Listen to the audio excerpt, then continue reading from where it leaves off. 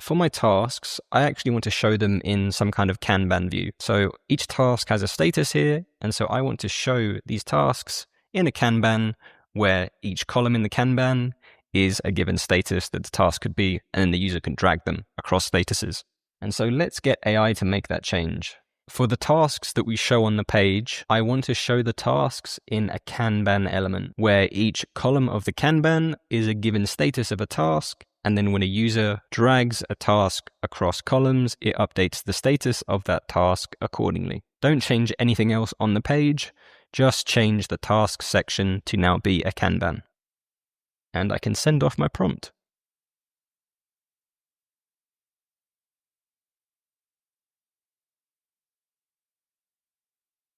Cool, so that is now done. And as the AI was doing all of that, I was trying to think ahead and think what the next step would be. And the AI got one step ahead of me. So if I look at what it says it's done, it's added the Kanban and it's bound it to that table view.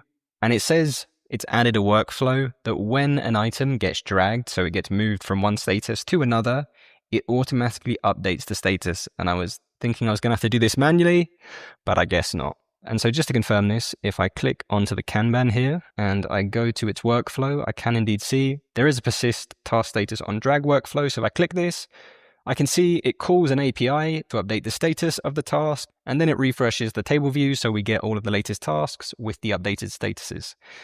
Now, basically what it's done here is it's created an API, and actually before I explain this, let's just make sure this works. So for example, let's say this implement API authentication task.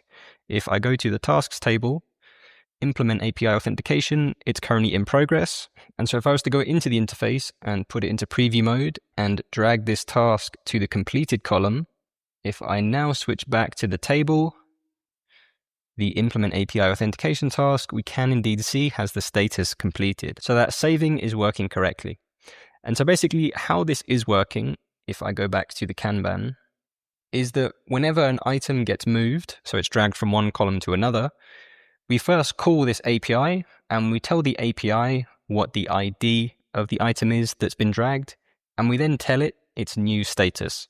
And so to go into the API, I could click it here, but just so you have full context of where APIs live, if I go to Data and API, and I go to this Backend Workflows tab, in API Endpoints, you have the ability to create APIs, but also view all of your existing APIs. So when the AI set up our tables at the start, it also by default set up APIs to perform common interactions with the tables. So for example, for the projects table, to add a new row, to delete a row, to get a specific row, etc.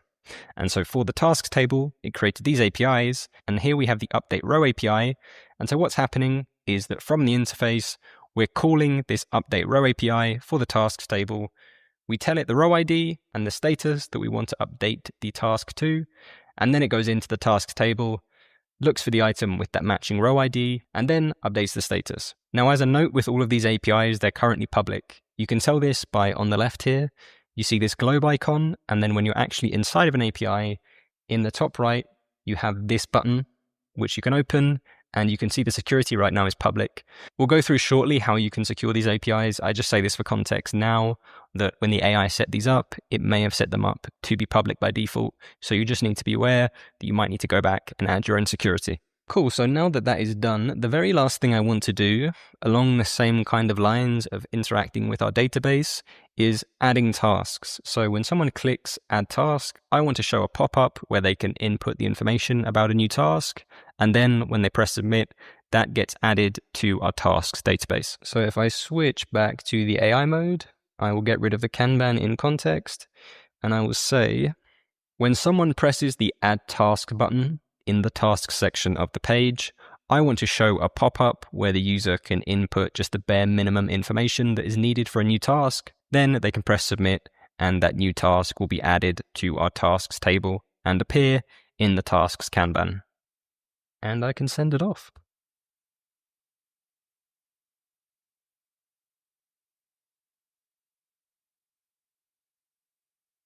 Super, so that is done. So if I put this into preview mode, I press add task, we see this pop up. And just before I go through and submit this, let's just verify the logic the AI set up.